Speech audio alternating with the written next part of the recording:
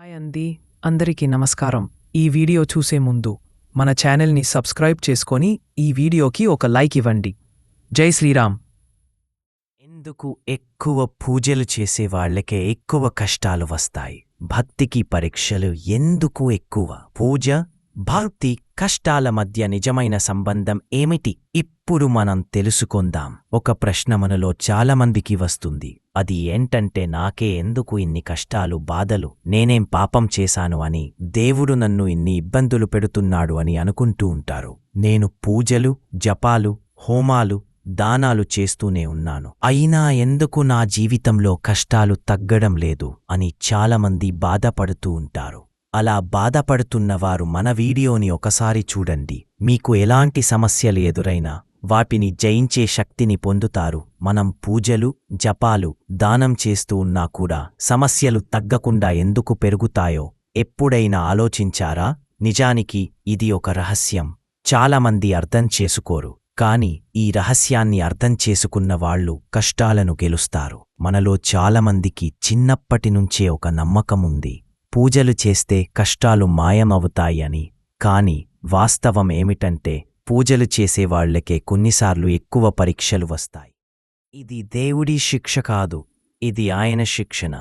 ఆధ్యాత్మిక దృక్కోణంలో చూస్తే హిందూ శాస్త్రాల ప్రకారం మనకు ఈ జన్మలో వచ్చే కష్టాలన్నీ చాలా వరకు మన గత జన్మ కర్మ ఫలితాలు అని అంటుంటారు.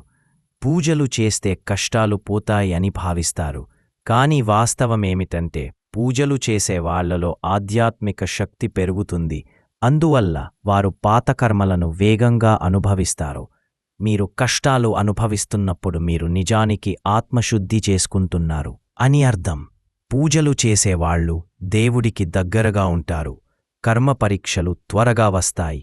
మనం గత జన్మ పాపాలు లేదా కర్మలు క్లియర్ చేసుకోవడానికే ఎక్కువ కష్టాలు వస్తాయి. పూజలు చేసేవాళ్లు ఇంట్రోస్పెక్షన్ చేస్తారు. అంటే లోపలికి చూసుకోవడం, తనను తాను విశ్లేషించుకోవడం, మనసులోతులను పరిశీలించడం లేదా ఆత్మ పరిశీలన అని అంటారు. అంటే మన ఆలోచనలు, భావాలు, ప్రవర్తన, తప్పులు, మంచి చెడు లక్షణాలను మనమే మనసులోకి వెళ్లి పరిశీలించడం. దాంతో మనకి జీవితంలోని సమస్యలు మరింత స్పష్టంగా కనిపిస్తాయి. అలాగే భక్తుడు కష్టాన్ని పరీక్షగా చూడాలి. అందుకే ఆ పరీక్షలు కూడా ఎక్కువగా వస్తాయి.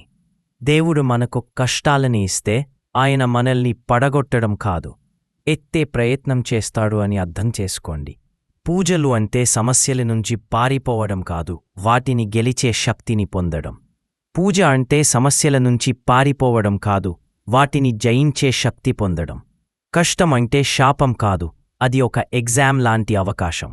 కాబట్టి మీరు పూజలు చేస్తున్నా, కష్టాలు పడుతున్నట్లయితే దాన్ని దేవుని శిక్షగా కాదు, దేవుని నమ్మకంగా చూడండి.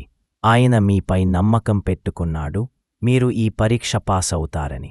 దేవుడు మనకు కష్టాలు ఇస్తే మనం దాన్ని పరిష్కరించగలరని ఆయనకు తెలుసు. మీ జీవితంలో కష్టాలు ఉన్నట్లయితే మీరు చాలా శక్తివంతులు అని తెలుసుకోండి. ఎందుకంటే దేవుడు ఆ కష్టాలను జయించే శక్తి ఉన్నవారికే ఎక్కువ పరీక్షలు పెడతాగంట. కష్టాలను తట్టుకునే శక్తి పెరుగుతుంది. అందుకే పరీక్షలు కూడా ఎక్కువగా వస్తాయి. కాబట్టి మానసికంగా కృంగిపోకుండా మీకు వచ్చే సమస్యలతో పోరాటం చేయండి. విజయం మీదే అవుతుంది.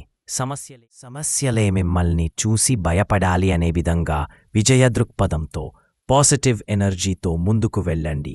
అంతా శుభమే జరుగుతుంది. మా వీడియో మీకు నచ్చినట్లయితే లైక్ చేయండి. అలాగే మీ ఫ్రెండ్స్కి మరియు ఫ్యామిలీ మెంబర్స్కి షేర్ చేయండి. ఆ అమ్మవారి కటాక్షం ఎల్లప్పుడూ మీకు కలగాలని కోరుకుంటూ జై శ్రీరామ్.